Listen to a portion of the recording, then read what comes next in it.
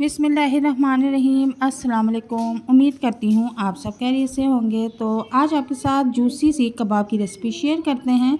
यहाँ पर मैंने आधा किलो कीमा लिया था, बीफ का कीमा है। इसे मैंने मशीन में 2 बार पिसवा लिया था और इसको अच्छी तरह से वॉश कर लिया था ताकि इसका एक्स्ट्रा पानी निकल जाए। पानी का एक कतरा इसमें नहीं होना चाहिए, बिल्कुल खुशक कीमा होना चाहिए।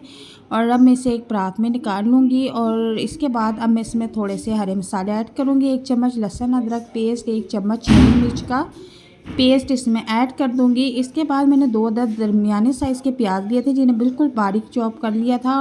अब इसमें मैं कुछ मसाले ऐड करूँगी। आधी चम्मच लाल मिर्च, आधी चम्मच हल्दी और 1 चम्मच कुटा हुआ ज़ीरा और 1 चम्मच कुटी हुई मिर्च और 1 चम्मच कुटा हुआ हरा धनिया और 1 चम्मच मैंने गरम मसाला लिया है और जो कि मैं इस कीमे में ऐड कर दूंगी।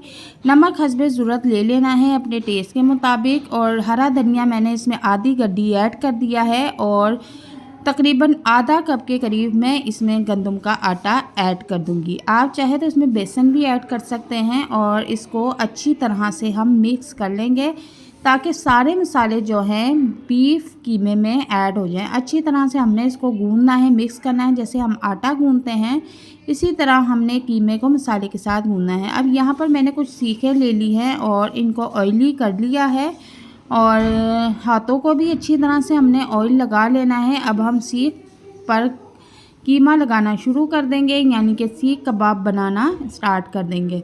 इस तरह से आपने हाथों पर थोड़ा सा कीमा लेना है, उसको अच्छी तरह से दबाना है और इस तरह से सीख कीमे के बीच में रख के आपने प्रेस करना शुरू कर देना है और इस तरह से दबाते जाना है। तो आपके जो सीख कबाब हैं वो इस तरह से रेडी हो जाएंगे। अब आप ज़्यादा बड़े बनाना चाहती हैं सीख कबाब या छोटे बनाना चाहती हैं, वो आपकी पसंद के ऊपर डिपेंड करता है। तो इस तरह से मैंने सीखें रेडी करके रख ली हैं।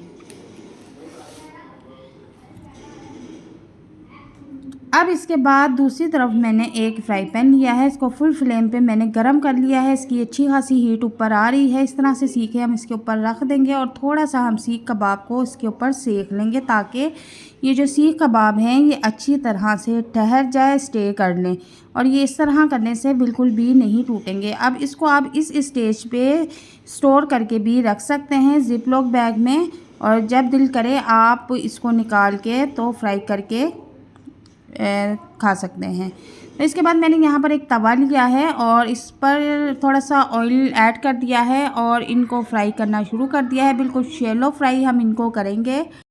लाइट सा ब्राउन कलर आने पर हम इनकी साइड चेंज कर देंगे। तो इनकी साइड मैंने चेंज कर दी है और जब तक से ये ब्राउन होते हैं दूसरी साइड से तो हम गोला कबाब रेडी कर लेते हैं। तो यहाँ देखें आप, मैंने पेंसिल का यूज़ किया है। तो इस तरह से आप इसकी जगह पे स्ट्रॉ भी यूज़ कर सकते हैं।